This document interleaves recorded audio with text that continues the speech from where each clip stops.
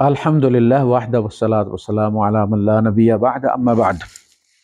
ان کا نواں سوال ہے، سورہ اعراف کی 54ویں یعنی 54 آیت کے مطابق خدا نے آسمانوں اور زمین کو 6 دن میں بنایا۔ اس کا مطلب ہے کہ خدا کو 144 گھنٹے لگے، اور جو ایک کن سے چیزوں کو عدم سے وجود میں لا سکتا ہے اس کو 144 گھنٹے کیوں لگ گئے؟ ایک اعتراض۔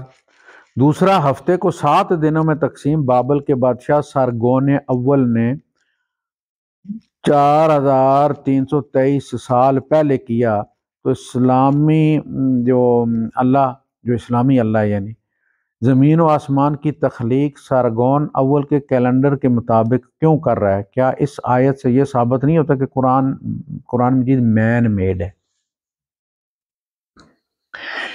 اللہ پاک نے 144 گھنٹے میں نہیں کائنات بنائی۔ فی ستۃ ایام، ان کا مطلب ہے یوم سے مراد ہے مرحلہ۔ اس زمانے میں سورج تھا ہی نہیں، جب اللہ نے زمین و آسمان بنائے تو سورج تھا ہی نہیں، لہذا سورج والے تو وہ دن تھے ہی نہیں۔ پہلی بات یہ نوٹ فرما لیں۔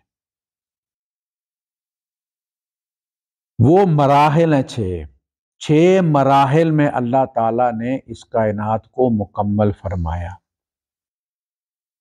ایک مرحلے میں بگ بینگ کیا کن سے، پھر اس میں کہکشائیں بنی، پھر فاصلے طے ہوئے، پھر سورج اور زمین کا رکھا گیا فاصلہ، اور پھر بقیہ چاند کا اور زمین کا رکھا گیا اور بیلنس قائم کیا گیا۔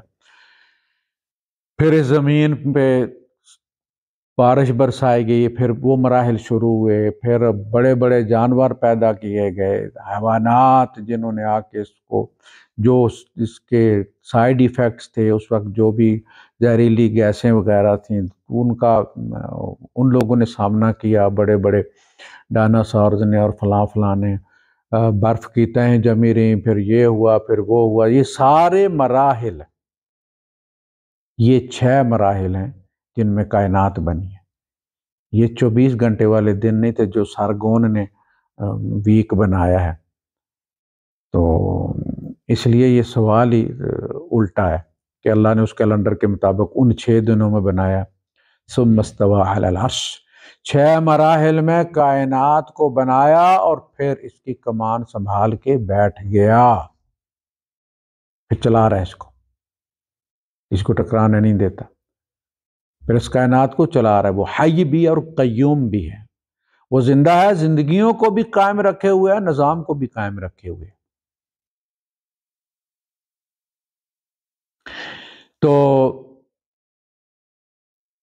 یہ ہے ثم استوى علی فی ستۃ ایام، یعنی 6 مراحل میں تخلیق فرمائی گی، ثم استوى علی العرش، پھر وہ عرش کا مطلب ہے کہ پھر وہ اس کے ایگزیکیوٹیو کے طور پہ پھر وہ بیٹھ گیا کائنات۔ وہ چھوڑ نہیں دیا اس نے کہ جو مرضی ہے اتارے، نہیں، ہر وقت وہ میاں محمد صاحب فرماتے ہیں آپ مکانو خالی، اس تو کوئی مکان نہ خالی، کوئی جگہ کہیں ایسی سپیس نہیں ہے کہ جہاں خدا نہیں ہے۔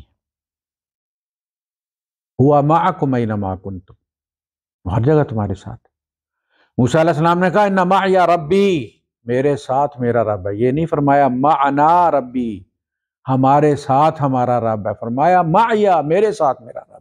کیوں کہ رب کی معیت ایک کیفیت کا نام ہے جو مجھے حاصل ہے، اویس اقبال کو حاصل نہیں، اس کے لیے ایک تماشا ہے، اس کے لیے ایک تمسخر ہے۔ اسی طرح فرعون کے لیے وہ تمسخر تھا، اور موسیٰ کہتے ہیں میں انما یا ربی سیہدین، وہ مجھے گائیڈ کرے گا، میں نے کیا کرنا۔ نبی کریم صلی اللہ علیہ وسلم غار میں تھے تو فرمایا ان اللہ معنا، ہم 2 نہیں ہیں، اللہ ہمارے ساتھ تیسرا ہے، کیا بگاڑ سکتا ہے کوئی ہمارا؟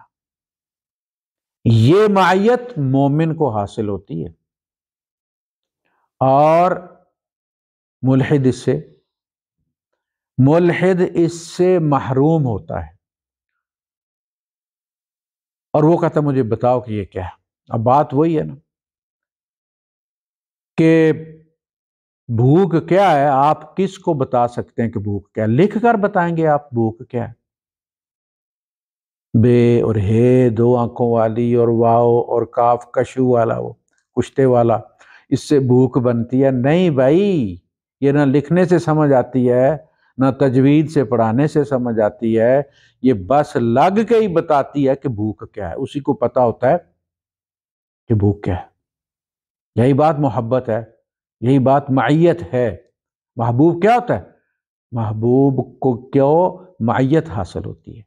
وہ آپ کے ساتھ ہوتا ہے، کام کر رہے ہوتے تو ہاتھ کم جو ہاتھ کار وال دل یار وال، یہ جو معیت ہے نا یہ محبت ہے۔ ان اللہ معنا، اللہ ہمارے ساتھ ہے۔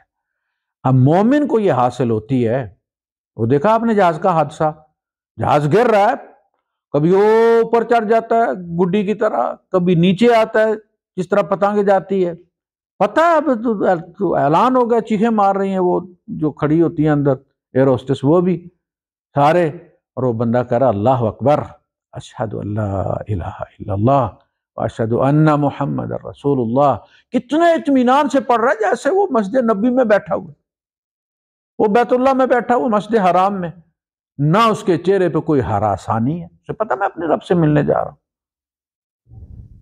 اور وہ بچ بھی جاتا ہے، وہی سکون اس کے چہرے پر ہے۔ یہ سوائے ایمان کے نصیب ہوتا ہے؟ کبھی نہیں۔ تو یہ وہ 6 دنوں والا نہیں ہے، 24 گھنٹے کے 6 دنوں والا نہیں ہے، 6 مراحل ہیں، ان میں یہ کائنات بنائی گئی ہے۔ وہ سارے مراحل جو ہے وہ سائنس نے آپ کو تفصیل کے ساتھ سمجھا دی ہیں۔ اللہ پاک نے فرمایا نا سنورہم آیاتنا فی الآفاق، اب قرآنی آیات نہیں، اب آفاقی آیات سے میں نے سمجھاؤں گا، میں اب ورڈ سے نہیں، اب ورک سے سمجھاؤں گا میں نے۔ تو اب تمہاری سمجھ میں آ رہا ہے نا کیسے اس نے کتنے مراحل میں بنائے، کتنے سفیئرز میں بنائے۔ سنورہم آیاتنا فی الآفاق وفی انفسہم، خود اپنے بارے میں تمہیں تفصیل پتہ چلی ہے نا تم کیسے بنتے ہو۔